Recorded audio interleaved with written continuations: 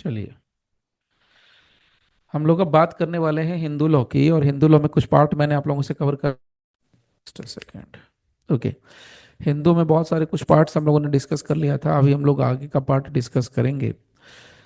इसमें हम लोगों को जो डिस्कस करना था उसमें मैंने एक इम्पॉर्टेंट पार्ट डिस्कस किया था कि जो ये हिंदू मैरिज एक्ट है ये किन किन लोगों के ऊपर अप्लीकेबल होता है, किस कंडीशन में अप्लीकेबल होता है, इसके बारे में बात कर चुके हैं।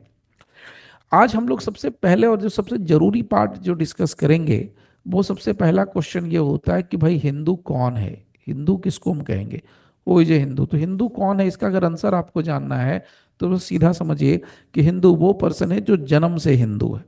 सो बाई बर्थ हो सकता है।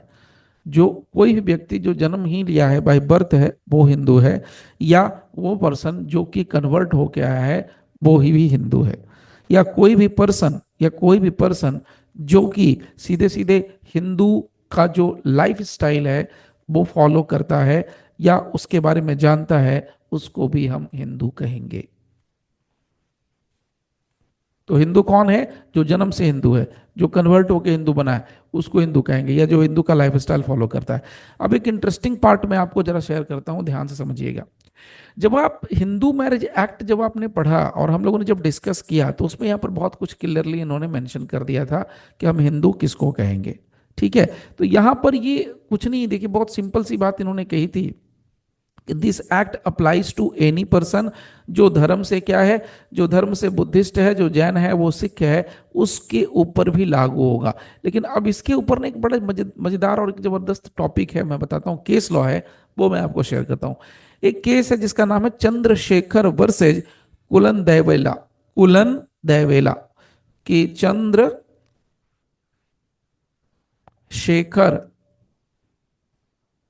वर्सेज KULANDAIVELA, कुलन देवेला। नाउ ये चंद्रशेखर वर्सेज कुलन देवेला का जो मामला है, ये AIR 1963 का रिपोर्टेड केस है। ठीक है। चंद्रशेखर का जो केस है, चंद्रशेखर वर्सेज कुलन देवेला का, इसमें बड़ा एक इंटरेस्टिंग मामला आता है। इसमें ऑनरेबल सुप्रीम कोर्ट ने कहा कि एनी पर्सन, ध्यान से सिर्फ सुनिएगा, बहुत मजेदार मामला है। Any person who is a Hindu, who is a Buddhist, who is a Jain, who is a Sikh bye religion. अगर कोई भी व्यक्ति जो कि बुद्धिस्ट है, जैन है, सिख है धर्म के हिसाब से, तो वो हिंदू है यदि वो यदि वो प्रैक्टिस करता है, यदि वो प्रोफेस करता है, यानी प्रचार प्रसार, यदि वो फॉलो करता है उन धर्मों को। मतलब अगर आप बुद्धिस्ट यानी बुद्धिज्म को फॉलो करते हैं तो भी आप हिंदू हैं। आप जैनिज्म को फॉलो करते हैं तो भी आप हिंदू हैं। यहां पर लगा हुआ है इफ, मैंने क्या बोला? इफ, यदि आप फॉलो करते हैं तो। अब इसका मतलब क्या निकलता है? अगर मैं फॉलो नहीं करता हूं तो फिर मैं हिंदू नहीं हूं। यदि मैं फॉलो करता हूं, अनुसरण करता हूं, तो ही मैं हिंदू हुआ ना। अगर मैं फॉलो नहीं करता तो मैं हिंदू काहे का? मैं हिंदू नहीं हूं। अब इस बात का बवाल ना हो जाए, इसीलिए रिसेंटली तुम इस बात का बवाल ना हो, इसलिए तुरंत उसी समय इसी में एक दूसरा पार्ट ऑनरेबल सुप्रीम कोर्ट ने मेंशन कर दिया, he remains a Hindu even he does not practise, profess और follow the tenets of any of the religions. मतलब अगर आप नहीं भी फॉलो करते हो, नहीं भी प्रैक्टिस करते हो, नहीं भी प्रोफेस करते हो, मैंने बताया ना। और पूरी हिंदुस्तान के लोग कह रहे हैं कि भाई जो हिंदू है वो गया कुंभ स्नान करने, भाई मैं नहीं जा सका, मैं नहीं जा पाया, या मेरा इंटरेस्ट नहीं है, तो मैं हिंदू नहीं हूं। मैं हिंदू हूं। कोई व्यक्ति होली नहीं मना रहा है तो क्या हिंदू नहीं है? कोई दिवाली नहीं मना रहा है तो क्या वो हिंदू नहीं है? क्या वो, अगर कोई त्योहार जो होते हैं हिंदुओं के, छोटे छोटे त्योहार होते हैं, तीज का व्रत होता है महिलाओं का, जितिया का व्रत होता है महिलाओं का, और करवा चौथ का, तो क्या वो हिंदू नहीं है? जो धर्म के त्योहार नहीं कर रहा है वो हिंदू नहीं है? कोई दुर्गा पूजा नहीं करता है वो हिंदू नहीं है? सावन में जो नॉनवेज खा रहा है वो हिंदू नहीं है? भाई सब हिंदू है। तो कानून की भाषा में भी कहा कि अगर तुम धर्म का प्रचार प्रसार करते हो, फॉलो करते हो, प्रैक्टिस करते हो, प्रोफेस करते हो, तो तुम हिंदू हो। अगर नहीं भी करते हो तो भी हिंदू हो, क्योंकि अगर जो नहीं करेगा तो फिर हट जाएगा हिंदुओं की लिस्ट से। समझ रहे हैं? तो ये मामला था बड़ा इंटरेस्टिंग वाला, चंद्रशेखर वर्सेस कुलन देवेला। अब इसके बाद एक्सेप्शनल पार्ट, यानी एक्सेप्शन जो है सेक्शन नंबर 2 का, वो वाला पार्ट भी मैंने आपको डिस्कस किया था, जिसमें आपको मैंने पहले ही बता दिया था कि बच्चा जायज हो चाहे नाजायज हो, अगर दोनों में से कोई एक अगर हिंदू है, बुद्धिस्ट है, जैन है या सिख है धर्म से, तो भी हिंदू ही बच्चा माना जाएगा। अगर दोनों में से कोई एक अगर क्या है, दो है, बुद्धिस्ट है, जैन है और सिख है, और उसका पालन पोषण उसके उस पर्टिकुलर ट्राइब के हिसाब से, उसकी कम्युनिटी के हिसाब से हुआ है, तो उस कम्युनिटी का होगा, उस कम्युनिटी ट्राइब का माना जाएगा। और तीसरा मैंने और आखिरी बात जो यहां पर कहा गया था कि जो कन्वर्ट है या जो दोबारा से रिकन्वर्ट हुआ है हिंदुइज्म में, बुद्धिज्म में या जैनिज्म में या सिखिज्म में, वो भी यहां पर हिंदू ही कहलाएगा। ओके, अब यहां पर सबसे इंपॉर्टेंट पार्ट ये जानना है कि हमारा जो एक्ट है वो है हिंदू मैरिज एक्ट 1955। यानी ये जो एक्ट बना है ये सीधे सीधे मैरिज के पर्पस के लिए बना है, यानी हिंदू मैरिज एक्ट जो बेसिकली डील करता है वो मैरिज के कॉन्सेप्ट को डील कर रहा है। तो according to Hindu marriage act, what are the conditions required, क्या शर्तें हैं जो कि हिंदुओं के बीच में शादी कराने के लिए जरूरी है एज पर लॉ। तो अगर मैं बात करूं तो सीधे सीधे समझिए कि हिंदुओं में अगर शादी करानी है, यानी हिंदू मैरिज एक्ट के तहत अगर कोई शादी करता है तो उसको 5 में से कोई भी एक कंडीशन नॉर्मली करने पूरे पड़ते हैं। यानी अगर मैं कहूं तो 5 ही कंडीशन करना चाहिए। एक तो पहला होता है मोनोगेमी, मोनोगेमी सबसे पहला होता है मोनोगेमी। दूसरा होता है मेंटल हेल्थ, मेंटल हेल्थ। तीसरा जो होता है वो होता है age, age of the parties. चौथा होता है प्रोहिबिटेड डिग्री, प्रोहिबिटेड डिग्री। और पांचवा और आखिरी होता है सपिंडा। तो अब इसका जो कॉन्सेप्ट आता है ये मैं आपको बता दूं, मोनोगेमी का कॉन्सेप्ट है सेक्शन 5। यानी कि सेक्शन 5 जो है हिंदू मैरिज एक्ट का, बेसिकली वो डील करता है कंडीशंस ऑफ हिंदू मैरिज, यानी कंडीशंस फॉर हिंदू मैरिज, कि हिंदुओं के बीच में शादी करने के लिए क्या शर्तें हैं। तो सबसे पहले सेक्शन 5 में क्लॉज नंबर 1 मोनोगेमी को डील करता है। इसके अलावा क्लॉज नंबर 2 मेंटल हेल्थ को डील करता है। क्लॉज नंबर 3 एज को डील करता है। प्रोहिबिशन वाला मामला 4 को डील करता है, या प्रोहिबिटेड डिग्री और सपिंडा जो है 5 को डील करता है। तो अगर कोई दो हिंदू अगर शादी करना चाहता है आपस में, तो उसको मोनोगेमी मतलब एक आदमी एक औरत होगा, एक से अधिक आदमी नहीं, एक से अधिक औरत नहीं होगी। मेंटल हेल्थ का मतलब उसका मानसिक स्थिति ठीक ठाक होना चाहिए, वो कंसेंट देने के लिए होना चाहिए, और उसके अलावा संतान पैदा करने के लिए भी सक्षम होना चाहिए। एज, एज की बात करें तो यहां पर बात करेंगे 18 और 21 का एज लिमिट है। उसके अलावा प्रोहिबिटेड डिग्री का मतलब जो प्रोहिबिटेड डिग्री बताई गई है एज पर लॉ, उसमें आपका नहीं आना चाहिए। जिसे कोई अपनी माँ से नहीं कर सकता, मौसी से नहीं कर सकता, सासू माँ से नहीं कर सकता, चाची से नहीं कर सकता, ताई से नहीं कर सकता, ये सारी जो प्रोहिबिटेड डिग्री होती है वो। अब कहीं पर फिर मैं रिपीट एक बार कर देता हूं बात, अगर कहीं पर कस्टम है तो कस्टम प्रिवेल करेगा। जैसे अगर हम प्रोहिबिटेड डिग्री की बात करें तो कानून कहता है कि कोई भी भाई अपने छोटे भाई या बड़े भाई की बीवी से शादी नहीं कर सकता है। लेकिन जहां पर कस्टम प्रिवेल करेगा, जहां पर कस्टम है कि बड़े भाई की बीवी से शादी कर सकते हैं, तो कर लेगा, होता है, और वो शादी वैलिड है। सपिंड का मतलब तो सीधा है कि जो पिंड में नहीं आता, यानी कि अगर देखा जाए तो पिता के साइड से 5 पीढ़ी और माता के साइड से 3 पीढ़ी। तो अगर मान लीजिए मैं हूं, तो मैं अगर किसी लड़की से शादी करता हूं, तो जिस लड़की से भी मैं शादी करूंगा वो मेरे सपिंड नहीं होनी चाहिए। सपिंड होने का मतलब है कि मेरे 5 पीढ़ियों में से किसी से भी उसका कोई नाता रिश्ता नहीं होना चाहिए। उसी तरीके से जो लड़की है वो ये देखेगी कि जिस आदमी या जिस लड़के से मैं शादी कर रही हूं, वो लड़का मेरे 3 पीढ़ियों में से किसी में भी अटैच नहीं होना चाहिए। अगर वो अटैच है तो वो सपिंड है, और सपिंड में शादी नहीं हो सकती है। तो ये वाला मामला पहले समझ लीजिए, ठीक है। नाउ अब उसके बाद बात करते हैं, एक बड़ा इंटरेस्टिंग क्वेश्चन आता है। अगर एक हिंदू है और एक क्रिश्चियन है, अगर एक मुस्लिम है एक और हिंदू है, तो क्या उसकी शादी हो सकती है हिंदू मैरिज एक्ट के तहत? आंसर है साफ साफ नो, साफ साफ नो। यानी कि एक हिंदू और एक नॉन हिंदू है जो आपस में शादी नहीं कर सकता है as per Hindu marriage act. अगर शादी करनी है तो उसको कन्वर्ट होना पड़ेगा हिंदू धर्म के अंदर। तो अगर मान लीजिए कि मुस्लिम लड़की है तो उसको आपको शादी करनी है, तो आप मुस्लिम लड़की को हिंदू बनाइए, तब शादी कीजिए हिंदू मैरिज एक्ट के अंदर। उल्टा वैसे वर्षा कीजिए, मुस्लिम लड़का है, अगर हिंदू मैरिज एक्ट के अंदर शादी करनी है तो उस लड़के को आपको हिंदू बनाना पड़ेगा, फिर आप उसके साथ शादी कर सकते हैं। तो सबसे पहले वाले पार्ट पर आते हैं मोनोगेमी। समझिएगा, मोनोगेमी का कॉन्सेप्ट बहुत सिंपल है। मोनोगेमी कहता है कि at the time of marriage उसका कोई दूसरा पति, या लड़की है तो पति, और आदमी है तो उसकी कोई जीवित औरत नहीं होनी चाहिए। इसका मतलब सवाल ट्विस्ट करके देगा तो भी, मान लीजिए ऐसे सवाल पूछ देता है कि एक आदमी है, उसकी वाइफ है, बेड रिडन है। बेड रिडन मतलब बहुत लंबे समय से बीमार चल रही है, बिस्तर पर लेटी हुई है। अब वो क्या करता है, अपनी वाइफ से कंसेंट लेता है, बोलता है यार तुम तो बिस्तर पे पड़ी हुई हो, मेरे को बहुत दिक्कत होती है, मेरा लाइफ हेल हो गया है, मेरा फिजिकल नीड है, मेरा मेंटल नीड है, दिस दैट, मेरे को एक वाइफ चाहिए, मैं दूसरी शादी कर लूं? तो वाइफ बोलती है हाँ जा कर ले। अगर वो कंसेंट भी देती है और भी दूसरी शादी करता है तो भी वो शादी वैलिड नहीं है।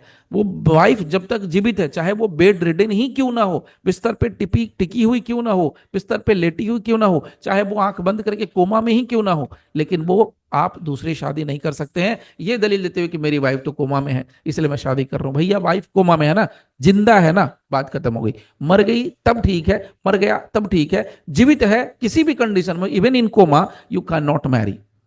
ठीक है, आप नहीं शादी कर सकते हैं।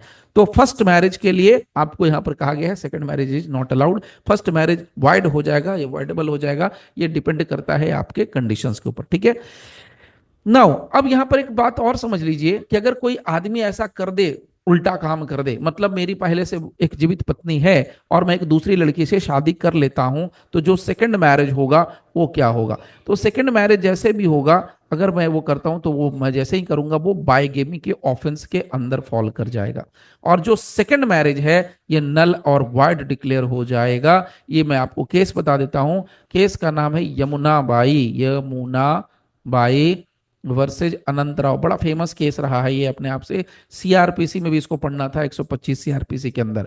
एआईआर 1988 का ये केस है, सुप्रीम कोर्ट 644। ठीक है, तो याद रखिएगा यमुना बाई वर्सेज अनंत राव, ये वो केस है जिसमें सेकंड वाइफ का कोई स्टेटस वाइफ का नहीं होता है, क्योंकि सेकंड मैरिज अपने आप में नल और वाइड होता है।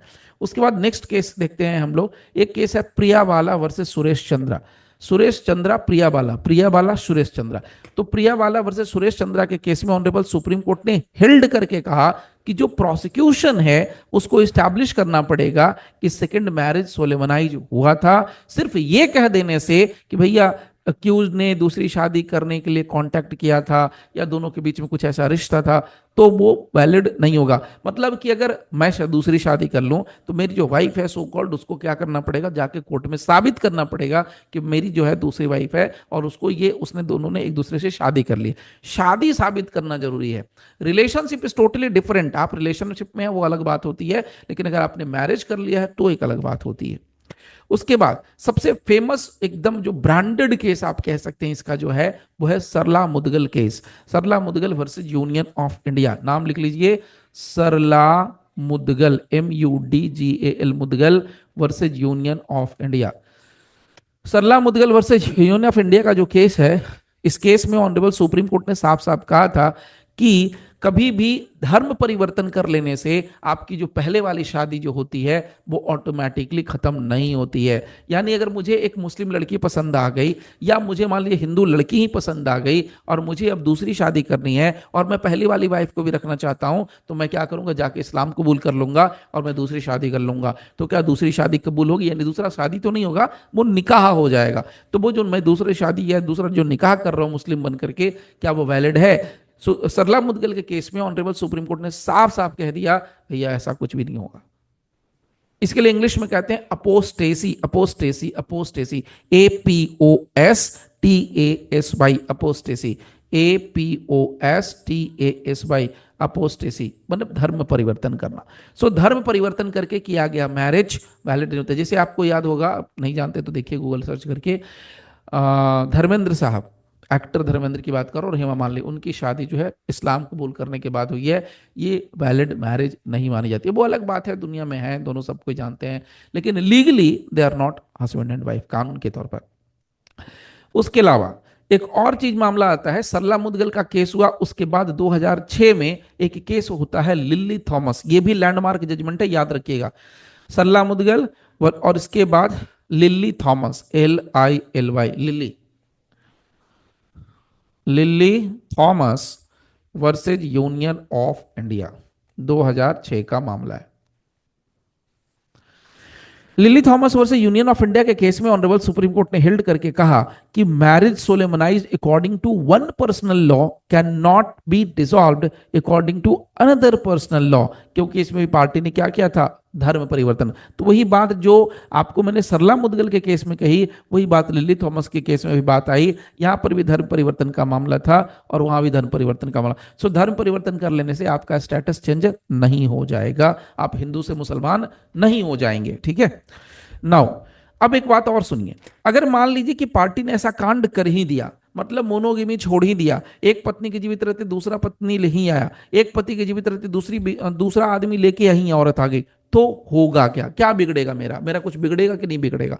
तो उसके लिए बहुत सिंपल प्रोविजन कहता है कि अगर मैं एक पत्नी की यानी एक वाइफ के जीवित रहते हुए दूसरी शादी में ले आता हूं, दूसरी शादी कर लेता हूं, तो सबसे सीधी और सिंपल बात ये बता दूं कि जो मेरा मैरिज है वो नल एंड वाइड हो जाएगा, जीरो हो जाएगा, शून्य। मतलब जीरो, मैरिज जीरो होने का मतलब क्या है, मैरिज जीरो होने का मतलब ये है कि जो सेकंड वाइफ है उसको वाइफ का दर्जा नहीं मिलेगा, कल को कोई मामला होगा तो मेंटेनेंस नहीं मिलेगा, मैं सरकारी नौकरी कर रहा हूं तो वो वाइफ नहीं है, वो पहली वाली ही वाइफ वाइफ है, चाहे वो कोमा में ही कम वक्त क्यों ना हो, ठीक है। सो अगर कॉन्ट्रावेंशन हुआ तो क्या इफेक्ट होगा, तो लिख लीजिए, effect of contravention, that is section 5 clause 1। तो नाउ क्या होने वाला है, null and void under section 11 Hindu marriage act. दूसरा, मेरे को पनिशमेंट मिल सकता है, पनिशमेंट क्या मिलेगा, that punishment for bigamy, punishment for bigamy. इसके लिए पनिशमेंट जो है मैं आपको दिखा देता हूं, इसका एक मैं कॉपी निकाल के, सेक्शन 17 में इसका आपको पनिशमेंट मिलेगा, सेक्शन 17, ये रहा सेक्शन 17 सी। अब तो यहाँ पर आईपीसी नहीं लगेगा, बीएनएस लगेगा, लेकिन पनिशमेंट वही है जो 494 495 के लिए है। तो 495 494 का जो अल्टरनेट सेक्शन है बीएनएस, वो यहाँ पर अकॉर्डिंगली अप्लाई हो जाएगा, ठीक है। चलिए नेक्स्ट आते हैं मेंटल हेल्थ। मेंटल हेल्थ वाले मामले में क्या होगा, देखिए मेंटल हेल्थ वाले मामला बहुत क्लियर है, कहता है कि भाई अगर एक आदमी एक औरत अगर शादी कर रहे हैं, पार्टीज अगर मैरिज कर रही हैं हिंदू मैरिज एक्ट के तहत, तो उनका जो मेंटल कंडीशन है वो साउंड माइंड का होना चाहिए, उसको किसी भी ऐसी डिसेबिलिटी से सफर नहीं करते होना चाहिए जिसमें वो वैलिड कंसेंट देने के लिए सक्षम नहीं हो। ये साफ साफ कहता है कि कोई भी पार्टी, चाहे वो महिला हो चाहे वो पुरुष हो, वो वैलिड कंसेंट देने में सक्षम होने चाहिए, नंबर 1। नंबर 2, किसको किसी भी तरह का मेंटल डिसऑर्डर से सफर नहीं करना चाहिए, और नंबर 3, उसके पास कोई इंसैनिटी का कोई दौरा नहीं पड़ना चाहिए। हालांकि इसमें एक चीज और मैं बता दूं कि इसमें कुछ प्रोविजंस थे जो 1976 में अमेंड कर दिए गए थे, ठीक है। चलिए अब इसमें से और आगे बढ़ते हैं। मान लीजिए मेंटल स्टेटस वाला मामले का भी मैंने क्या कर दिया, वायोलेशन कर दिया, तो क्या होगा, तो उसके लिए भी यहां पर क्या होगा, प्रोविजन दिया हुआ है, अगर मैं सेक्शन 5 के क्लॉज 2 का कॉन्ट्रावेंशन करता हूं, मतलब इनको तोड़ता हूं, इसके विपरीत जाके काम करता हूं, तो क्या होगा, तो अगर मैं इसका कॉन्ट्रावेंशन करता हूं तो यहां पर मेरी जो मैरिज है वो वाइडेबल हो सकती है। देखिए वाइडेबल का मतलब होता है शून्य नहीं, शून्य करणीय। शून्य करणीय का मतलब होता है जिसको शून्य किया जा सकता है, इंग्लिश में कहें कि वाइड किया जा सकता है। अब एक सवाल बहुत शानदार आता है, सुनिएगा ध्यान से, पहले भी पूछा चुका है, आई थिंक 28वें में या 29वें में पूछा जा चुका है बिहार जुडिशरी में ही। सवाल ये पूछा है कि एक आदमी अगर एक हिजड़ा से शादी कर ले तो क्या होगा, वो मैरिज वाइड होगा, वाइडेबल होगा। अब देखिए एक आदमी जिसको पता है, या एक औरत जिसको पता है कि मैं हिजड़े से शादी कर रहा हूं, उसको पता है, ठीक है। तो हिजड़े से शादी करने में वो क्या है, मैरिज वाइडेबल है, उस मैरिज को क्या किया जा सकता है, वाइड किया जा सकता है। जैसे इसको दूसरे कॉन्सेप्ट से समझिए, मान लीजिए एक आदमी और एक औरत है, पहले से लव अफेयर चल रहा है, आदमी को बड़े अच्छे से पता है कि भाई ये वो संतान उत्पन्न नहीं कर सकती, या आदमी को पहले से पता है कि थोड़ा इसका मेंटल कंडीशन ठीक नहीं है, फिर भी अगर आदमी उससे शादी करना चाहे या करता है तो वो मैरिज क्या होगा, मैरिज वाइडेबल होगा, वाइड किया जा सकता है, शून्य किया। अब भाई बहुत ऐसे कपल हैं इस इंडिया के अंदर, वर्ल्ड के अंदर, जिनको संतान उत्पन्न नहीं हुई है, जिनकी दिमागी हालत ठीक नहीं है, फिर भी वो एक दूसरे का साथ निभाते आ रहे हैं, अब जिंदगी के आखिरी स्टेज पर आ चुके हैं, तो उसको हम क्या कह सकते हैं, केस में वॉइडेबल। मैरिज क्या हो सकता है? वॉइडेबल। नाउ तीसरा मामला आइए, तीसरा मामला में बात करते हैं एज ऑफ पार्टीज। एज के लिए तो कुछ करना नहीं, एज का कॉन्सेप्ट क्या कहता है? 18 और 21। यानी गर्ल्स के केस में या लड़की के केस में आपको 18 साल और लड़के के केस में क्या चाहिए? 21 साल। अब सवाल ये उठता है कि मान लीजिए अगर कोई लड़की 17 साल में शादी कर ले तो क्या होगा? कोई लड़का 19 साल में शादी कर ले तो क्या होगा? 20 साल में शादी कर ले तो क्या होगा? यही तो मामला बनता है। तो कहते हैं कि अगर कोई 19 साल या 20 साल यानी कि कॉन्ट्रावेंशन कर देता है तो क्या होगा? तो सिंपल समझिए, ना तो शादी वॉइड होगा, ना तो शादी वॉइडेबल होगा। मैं रिपीट कर दे रहा हूं, इसमें शादी शून्य नहीं होती है, ना तो शादी शून्य करनीय होती है, यानी ना वॉइड होगा ना तो वॉइडेबल होगा। हो क्या सकता है इसमें? 2 साल तक के लिए जेल हो सकता है। मैं फिर से रिपीट कर दे रहा हूं, up to 2 years, up to 2 years तक के लिए जेल करने का प्रावधान है, और फाइन जो है 1 लाख रुपए तक का लग सकता है, या दोनों ही सजाएं हो सकती हैं, यानी 2 साल के लिए जेल हो सकता है। अच्छा, यहां पर एक चीज और समझिए, अगर लिखा है अप टू 2 इयर्स, ऐसे लिखता है विच में एक्सटेंड टू 2 इयर्स, तो इसका मतलब ये नहीं समझिए कि 2 साल के लिए हर हालत में जेल जाएगा ही जाएगा। जहां पर विच में एक्सटेंड टू 2 इयर्स लिखा हुआ है, इसका मतलब ये हो गया कि भाई आपको 1 महीने की सजा हो सकती है, 2 महीने की सजा हो सकती है, 6 महीने की सजा हो सकती है, साल भर की सजा हो सकती है, 15 महीने की हो सकती है, 14 महीने की हो सकती है, 13 महीने की हो सकती है, लेकिन 24 महीने यानी 2 साल से ज्यादा की सजा किसी भी हालत में नहीं होगी, नहीं होगी। यानी 2 साल से ऊपर की सजा नहीं हो सकती है। जहां लिख दिया गया नॉट लेस देन, तो जहां नॉट लेस देन लिखा हुआ मिल जाए वहां समझिए उतना तो आपको काट के आना है, भोग के आना है। जैसे फॉर एग्जाम्पल के लिए डाउरी डेथ, तो जहां डाउरी डेथ का केस होता है वहां पर हमेशा याद रखिएगा लिखा रहता है not less than 7 years, not less than 20 years POCSO के मामले में। तो जहां पर लिखा हुआ है नॉट लेस देन 7 इयर्स, और भगवान करे, भगवान न करे, खुदा न खास्ता, अगर कोई व्यक्ति उसमें कन्विक्ट हो गया तो उसको कोई नहीं बचा सकता है। 7 साल से पहले उसको कोई छोड़ा ही नहीं सकता, यानी 7 साल आपको सजा काटना ही पड़ेगा, हर हालत में झेलना पड़ेगा। This is the situation. ठीक है, तो ये पद पकड़ लीजिए। तो यहां पर आपको मैंने पहले ही बता दिया कि मुद्दा बड़ा सीधा सा है। हिंदू मैरिज एक्ट में कहीं भी ये प्रोविजन नहीं है कि अगर कोई एज का अगर हम लोग वायोलेशन करके शादी कर लें तो मैरिज वॉइड हो जाएगा या वॉइडेबल हो जाएगा, एकदम बहुत क्रिस्टल क्लियर है। जो पनिशमेंट वाला प्रोविजन है, ये जो मैं आपको बता रहा हूं, ये सेक्शन 18 में है। ठीक है, सेक्शन 18 दिखा देता हूं, ये रहा। 2 इयर्स, फाइन 1 लाख और बोथ। ठीक है, चलिए अब आगे बढ़ते हैं। अगर मान लीजिए प्रोहिबिटेड डिग्री में हमने शादी कर ली तब क्या होगा? ये भी तो क्वेश्चन आया ना। So what will happen if prohibited degree? पहले प्रोहिबिटेड डिग्री का कॉन्सेप्ट समझिए। तो प्रोहिबिटेड डिग्री का जो कॉन्सेप्ट है वो आपको मिलता है 3G में, ये रहा 3G, degrees of prohibited relationship. तो प्रोहिबिटेड डिग्री में क्या आता है? प्रोहिबिटेड डिग्री में आता है कि अगर एक व्यक्ति जो है, तो मैं हूं या कोई महिला है, वो लीनल एसेंडेंट से ना मिल जाए, मतलब ऊपर की पीढ़ी से हम शादी नहीं कर सकते, उसी तरीके से नीचे की पीढ़ी से शादी, तो कोई बाप अपनी बेटी से शादी नहीं कर सकता, कोई माँ अपने बेटे से शादी नहीं कर सकती। ये लीनल एसेंडेंट है, ऊपर की पीढ़ी एसेंडेंट, ऊपर की पीढ़ी डिसेंडेंट, नीचे की पीढ़ी होती है, सीधी बात। उसी तरीके से यहां पर वो लिख दिया है, if one was the wife और husband of A Lionel ascendant और अ डिसेंडेंट ऑफ द अदर, अगर वो लीनल एसेंडेंट या डिसेंडेंट है तो भी यहां पर शादी नहीं कर सकते हैं। उसके अलावा if one was the wife of the brother, brother का भाई का, wife of the brother, wife of the brother, of wife of the brother का मतलब भाई की बीवी, भाई की पत्नी, या पिता की पत्नी, या माता का भाई, उससे शादी नहीं किया जा सकता है। उसके अलावा दादा का भाई, दादा की, तो दादा की पत्नी, यानी ग्रैंड मदर्स ब्रदर, उसकी दादी का भाई, उससे भी शादी नहीं, मतलब दूर से कहीं ऐसा रिश्ता लगता हो तो आप निकाह नहीं कर सकते हैं, शादी नहीं कर सकते हैं। इसके अलावा अगर वो कजन ब्रदर सिस्टर हैं, आंटी हैं, अंकल आंटी हैं, अंकल नीस हैं, ये सब जो है चाचा भतीजा, मौसा मौसी, मौसा लगते हैं रिश्ते में, बुआ लगते हैं, ताया लगते हैं, ताऊ लगते हैं, उससे भी शादी नहीं किया जा सकता है। नाउ अब मुद्दे की बात क्या है?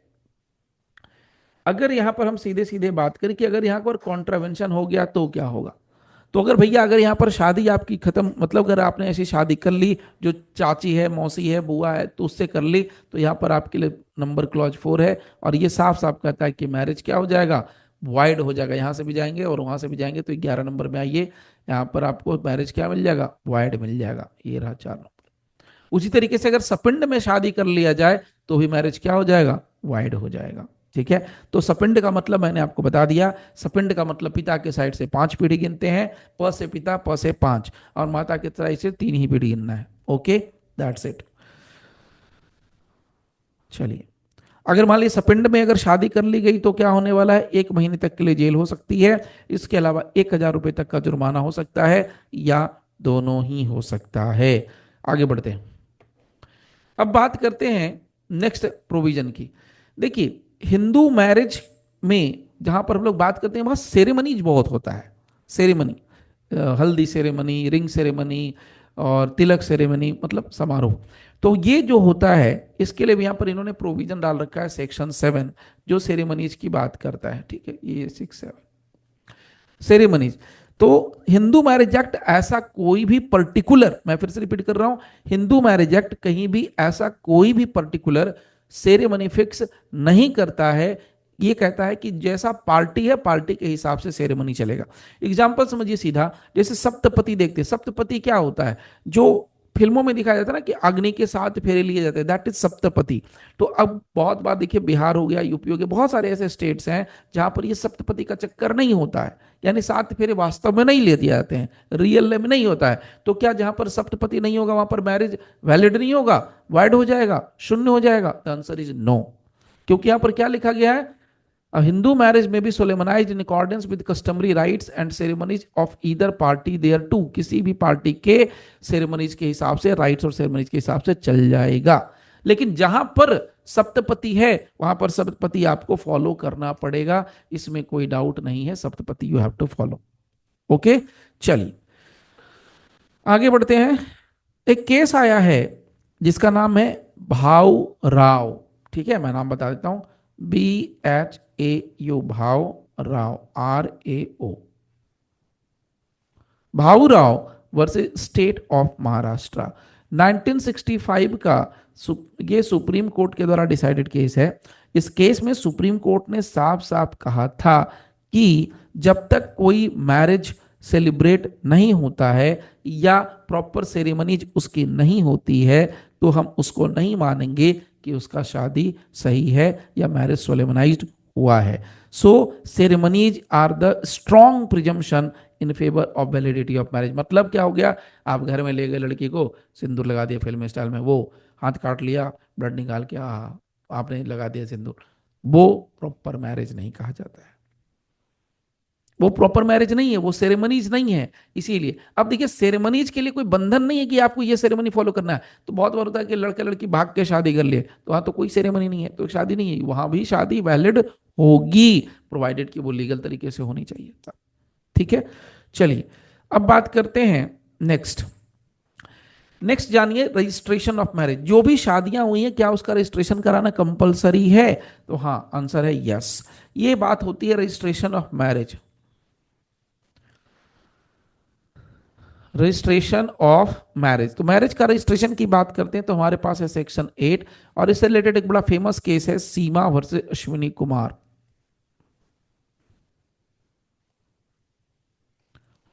2006 का ये मामला है। ऑनरेबल सुप्रीम कोर्ट ने इस केस में बहुत क्लियरली कहा, और सुप्रीम कोर्ट ने ऑर्डर भी दिया कि कंपलसरी मैरिज का रजिस्टर होना चाहिए, चाहे वो किसी भी धर्म से हो, किसी भी जाति से हो, किसी भी रिलीजन से बिलोंग करता हो। और राज्य सरकार और केंद्र सरकार को इसमें डायरेक्शन दिया गया कि भाई आपने, तो ये केस बार बार पूछता है एग्जाम में, याद रखिएगा, सीमा वर्सेस अश्विनी कुमार 2006 का ये जजमेंट है, जिसमें रजिस्ट्रेशन ऑफ मैरिज का जिक्र किया गया। ठीक है, चलिए अब थोड़ा और आगे बढ़ते हैं। अब आपको कुछ पॉइंट शेयर कर देता हूं। मान लीजिए कि अगर बाइगेमी हुआ, अगर कोई एक पत्नी के जीवित रहते दूसरी पत्नी ले आता है, वाइफ कर ले आता है, या एक आदमी के रहते दूसरा हस्बैंड ले आया, तो बाइगेमी हुआ, तो बाइगेमी के मामले में मैरिज वॉइड हो जाएगा। प्रोहिबिटेड डिग्री में कर लिया शादी, मौसी से, चाची से, ताई से, नानी से, दादी से, वो सब कर लिया, तो अगेन वो वॉइड है। सपिंड में किया अगेन सपिंडा वाला मामला वाइड है, ये सब वाइड होता है। लेकिन जस्ट सेकंड, जस्ट सेकंड, सपिंड वाला मामला वाइड होता है। अगर कोई इंपोर्टेंट, इंपोर्टेंट मतलब नपुंसक, या हिंदी में कहते हैं ना औरत है तो बांझ, आदमी है तो नपुंसक, तो अगर वैसे आदमी औरत से अगर शादी किया जाता है तो वो शादी वॉइडेबल होती है। यानी अगर सीधा पूछ देगा इंपोर्टेंट, हिजड़ा, ये सब पूछ दिया, तो उस केस में मैरिज वॉइडेबल हो जाएगा। मान लीजिए साउंड माइंड नहीं है, दिमाग कमजोर है, पागल है, तो भी उस केस में क्या हो जाएगा, मैरिज वाइडेबल हो जाएगा। अगर मान लीजिए पकड़ुआ शादी हुआ, पकड़ुआ शादी का क्या होगा, अगेन वाइडेबल होगा। मैं आपको बताऊं तो मेरे एक मामा जी हैं बड़े दूर के रिश्ते में, उनकी पकड़ के शादी हुई थी और 1989 के आसपास हुई होगी, 1989-87 के आसपास, ठीक है। तो अपने टाइम पे 10th के टॉपर रहे थे डिस्ट्रिक्ट में, और नौकरी लग गई थी पोस्टल डिपार्टमेंट में, इंडियन पोस्ट ऑफिस में। तो पता चल गया लड़की वालों को, लड़की वालों ने जब नौकरी से लौट रहे थे पकड़ के बढ़िया से कूट काट के पीट पाट के कर दिया शादी। और वही औरत से उनके 4-5 बच्चे, उनके बच्चों की भी शादियां हो गई। और एक और केस में बताता हूँ, लड़की दिखाई कोई और लड़की बदल दी, मतलब मंडप पर लड़की बदल दी, दिखाएगी बहुत सुंदर लड़की, और जब शादी का मामला आया मंडप पर तो वहाँ पर लड़की कोई और थी। लड़के को डाउट भी हुआ, जब लड़की को डाउट हुआ उसने बोला कि भाई मेरे को उस लड़की का चेहरा दिखाओ, क्योंकि घूंघट में ढकी रहती है।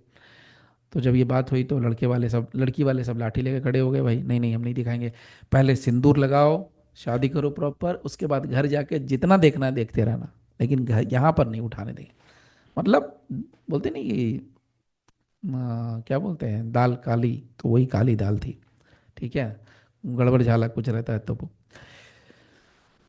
चलिए एक और मामला, अगर महिला शादी के वक्त किसी और आदमी से प्रेग्नेंट है तो वैसी शादी क्या होगी, वाइडेबल होगी, क्योंकि उसमें आदमी के ऊपर डिपेंड करता है। देखिए वाइडेबल का मतलब क्या होता है कि भाई ये आदमी के ऊपर डिपेंड करता है कि आदमी उस शादी को रखना चाहे, कंटिन्यू करना चाहे या कंटिन्यू नहीं करना चाहे, ठीक है। तो ये यहाँ तक हम लोग पार्ट रखते हैं 8 तक, इसको यहीं पर स्टॉप करते हैं हम लोग। चलिए कल वाले पार्ट में फिर हम लोग आगे डिस्कस करेंगे, इसको यहाँ पर करते हैं जल्दी से स्टॉप।